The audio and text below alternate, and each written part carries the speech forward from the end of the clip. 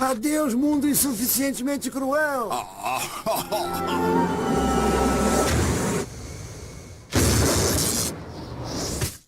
No episódio de hoje, vemos que o Sr. Burns fica desolado com a indiferença de todos ao saberem que ele tem apenas algumas semanas de vida. E, em segredo, Bart o leva para a casa de sua família. O episódio começa com uma reunião secreta dos impérios de mídia da América, na qual eles planejam criar uma notícia que gerará a próxima falsa crise, colocando os americanos de volta em seus lugares. Eles começam a discutir sobre o que seria essa crise, e quando surge a ideia de criar uma nova doença que atingiria a todos e geraria uma nova epidemia. Uma nova doença? Ninguém está imune. É como o verão do tubarão. Só que em vez do tubarão, é uma epidemia. E em vez do verão, é em tempo inteiro. Todos concordam animados, exceto um homem que gostava de ser do contra. Esse homem diz que eles não podiam inventar um novo vírus. Então, outro homem diz que eles tinham uma carta na manga, mas que ainda não havia sido testada. Ele decide chamar o representante da NBC e testa o vírus nele. Assim que o homem cai duro, todos concordam que se trata de uma doença mortal. No entanto, agora precisavam encontrar algo em comum presente em todos os lares que pudesse ser responsabilizado pela doença.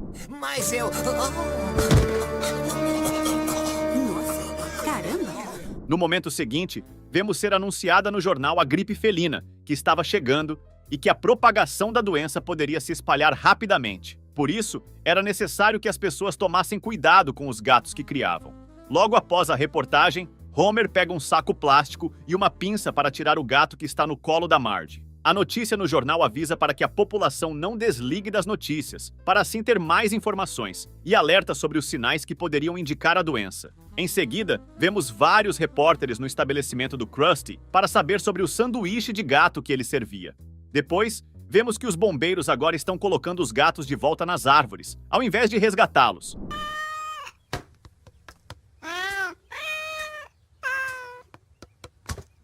E já Homer está jogando todas as coisas que o gato da casa já havia tocado e grita para Bart ajudá-lo, pois não quer que o vírus os deixe paranoicos. Então, Homer começa a acender um fósforo para queimar toda a pilha de coisas que o gato tocou, mas Marge o impede a todo momento. Ela alerta que já foi criada uma vacina e que ele não precisava queimar aquelas coisas. Fala tropinha, aqui é o editor do canal. Eu estou pensando em criar uma comunidade exclusiva para ensinar como vocês podem ter os mesmos resultados que eu no YouTube. E o melhor de tudo, sem precisar aparecer. Se vocês têm interesse e querem aprender todos os segredos do YouTube para não tomar copyright nos vídeos e ainda por cima monetizarem ele, comente a palavra #YouTube10k aqui nos comentários, que assim eu vou saber se vocês estão a fim de participar e eu vou começar a preparar as aulas, fechou? Sem mais enrolação, bora pro vídeo. De repente, o vovô sai da pilha de objetos e Marge questiona se Homer sabia que ele estava ali, mas Homer diz que pensava ser apenas trapos de panos. E por fim, ele concorda em ir tomar a vacina.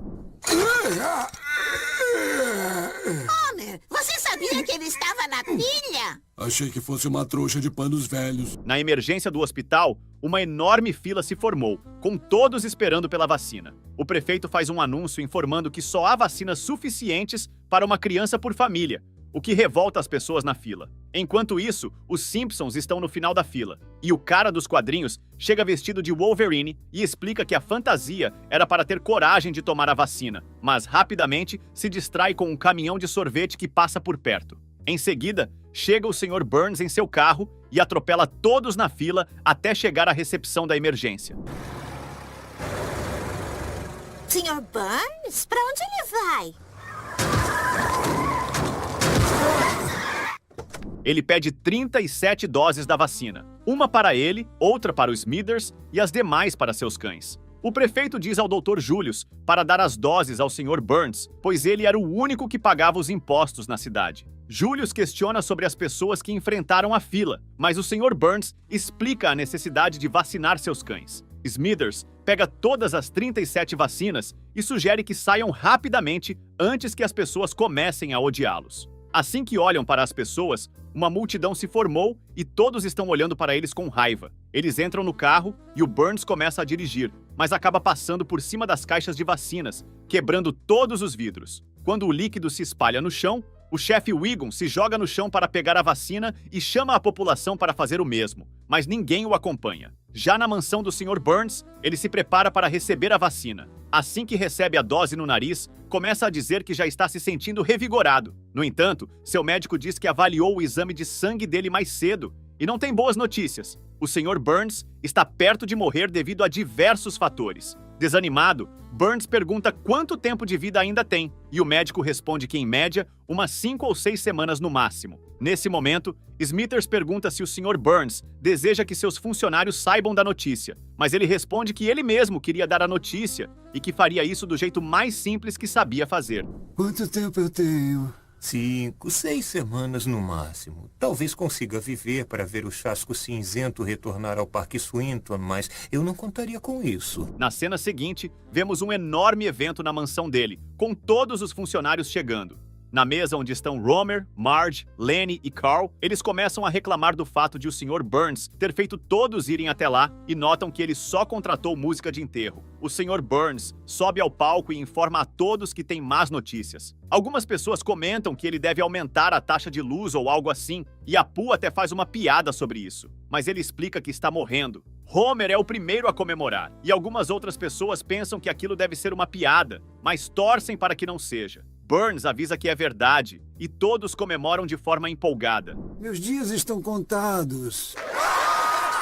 Parem com isso. Parem agora, senão eu... Você é o quê? Você vai morrer daqui a pouco, de qualquer jeito? O Sr. Burns insiste em dizer que pode ser o pior inimigo temporário que terão, mas ninguém se importa. Logo, Smithers aparece e o chama para se retirar. Burns entende que é odiado por todos, e antes de sair, diz que deixará sua fortuna para a construção de uma árvore que dará frutos com o formato do seu rosto e que serão tão saborosos e viciantes quanto venenosos. Então, todos correm para derreter a escultura de gelo do Sr. Burns, o que só o faz perceber que realmente não tinha nenhum amigo. E Smithers tenta dizer que é amigo dele, mas Burns diz que não pode ser, já que Smithers é pago por ele. Em seguida, ele vai para seu quarto, mas vê que a cama está cheia de casacos e manda Smithers triturar todos e usar os trapos para encerar seu carro.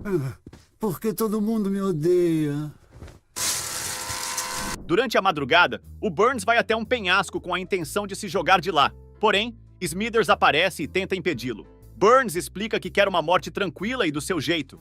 Ele se joga, mas acaba parando em um avião que estava passando. Depois, ele é jogado e um raio o acerta. Ele cai em alguns galhos de árvore até cair no meio do mato. Adeus, mundo insuficientemente cruel.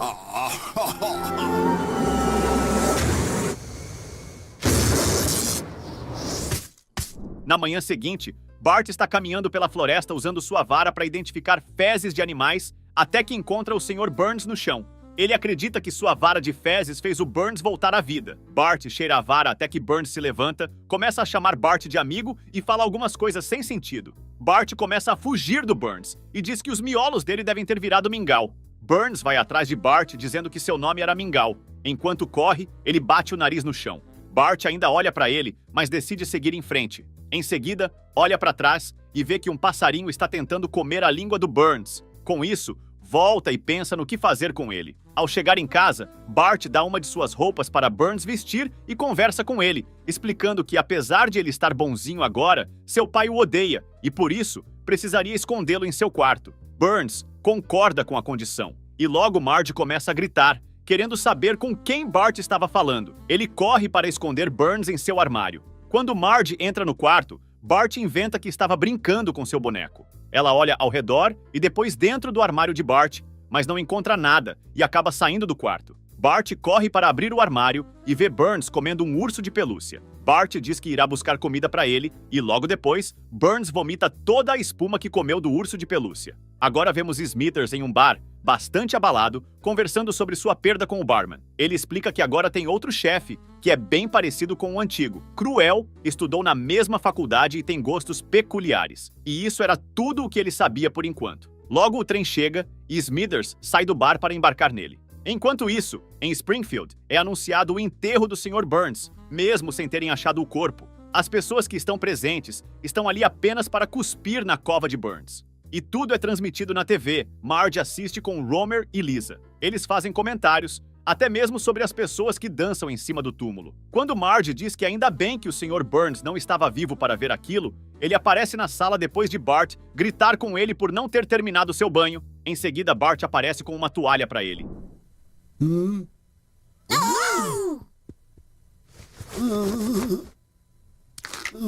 Depois de tudo explicado, Lisa diz que Burns está em estado de choque pelo trauma que passou. Com isso, Homer acha o máximo ter o homem mais cruel que eles já conheceram em suas mãos e começa a dizer seus planos para Burns, terminando com uma gargalhada maléfica. Marge diz a Homer que, só porque Burns foi cruel com ele, não significa que Homer deveria fazer o mesmo agora que Burns está indefeso. Ela sugere que levem Burns a julgamento para decidir como deveriam tratá-lo. Assim que todos estão reunidos, o prefeito pergunta quem é a favor de tratar Burns da mesma forma que ele tratou todos. Todos, exceto Marge e Lisa, votam a favor. Lisa se levanta e cita Shakespeare, mas todos vaiam sua fala. Irritada, Lisa explica que, apesar de ter apenas 8 anos, tem muita coragem para falar tudo o que pensa na frente de toda a cidade. Ela diz que, apesar de toda a crueldade que ele já cometeu, isso não justifica que todos se aproveitem de sua condição atual para se vingar. Ela argumenta que Burns não é mais a mesma pessoa, mas a plateia a ignora e afirma que ele parece ser a mesma pessoa, o que a deixa desapontada. Em outra cena, vemos Smithers trabalhando para o vice-presidente. Ele precisa tirar todas as asas das abelhas e, quando pergunta por que está fazendo aquilo, o vice-presidente confessa que não sabe, mas que está se sentindo entediado. Agora, Homer entrega uma lista para Bart e explica que cada cidadão da cidade terá meia hora com Burns para se vingar dele. O primeiro da lista é Homer, que cria uma isca com uma cenoura e faz o Sr. Burns caminhar em um canteiro de obras. Por sorte, Burns consegue se desviar de todos os perigos, até que pisa em uma viga. Enquanto ela sobe, ele caminha até o fim, onde não há mais nada, e ele cai no chão. Cadê outra viga? Na loja do Apu está ocorrendo um assalto. O ladrão cobra ameaça atirar em Apu caso ele não entregue o dinheiro.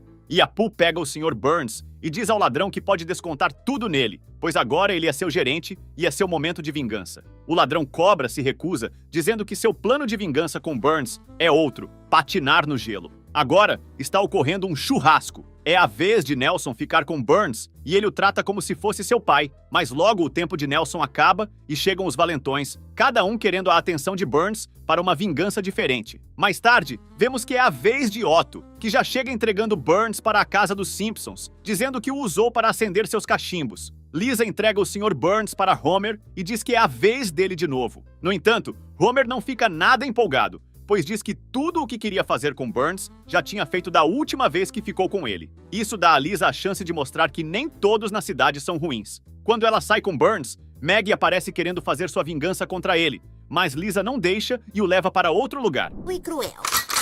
Hoje não.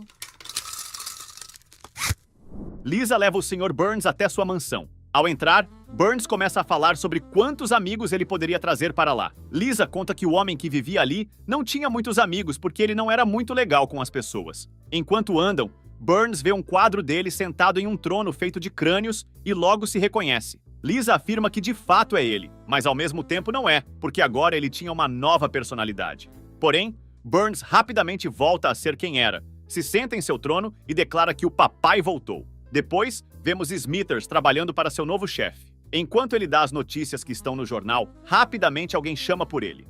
Quando Smithers vê que é o Sr. Burns, ele fica tão feliz que até sente vontade de abraçá-lo, mas Burns se recusa porque não quer ficar cheirando a perfume barato. Ele permite que Smithers abrace sua sombra e assim ele faz. Logo, Smithers se vira para o vice-presidente, agradece pelos momentos juntos e diz que agora está ao lado do Sr. Burns. O vice-presidente concorda, mas antes diz que precisa apagar a memória dele, o que faz em seguida. Enquanto a família Simpson está reunida à mesa, uma voz começa a chamar todos de insetos. Toda a cidade sai de suas casas, e quando Flanders fala sobre seu plano das próximas meia hora com Burns, este aproveita para anunciar que sua memória havia voltado e ele havia planejado uma vingança para toda a cidade, colocar todos em uma cúpula. Quando avisam que isso já havia sido feito, ele desiste da ideia. Então pensa em prender cada um em uma bolha, mas após dizerem que seria a mesma coisa, Burns desiste da ideia e manda o helicóptero descer. Marge começa a falar para o Sr. Burns que ele não podia fazer coisas ruins com todos, já que foi graças à ajuda deles que ele viveu mais do que o previsto.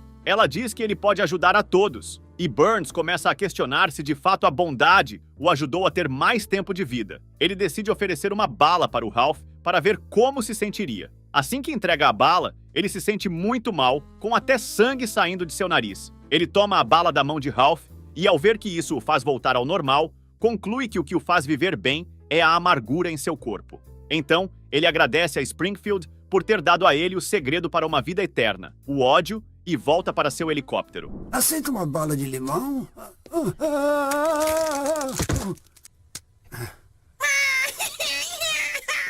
O helicóptero começa a voar e dentro dele está Nelson. Quando Burns pergunta o que ele está fazendo lá, Nelson explica que ele foi seu pai por 2 horas e não deixaria ele partir. Burns diz que não vai ser pai de ninguém, e nesse momento Nelson ameaça derrubar o helicóptero caso Burns não aceitasse ir ver uma peça que ele vai apresentar na escola. Para encerrar o episódio, vemos Nelson interpretando um papel na peça de teatro onde ele é um pai negligente, fingindo que seu filho não existe. Nelson fica triste com a cena. E no final, vemos o Sr. Burns na plateia, dizendo que aquele era o seu garoto. Obrigado por assistir, te vejo nos próximos vídeos.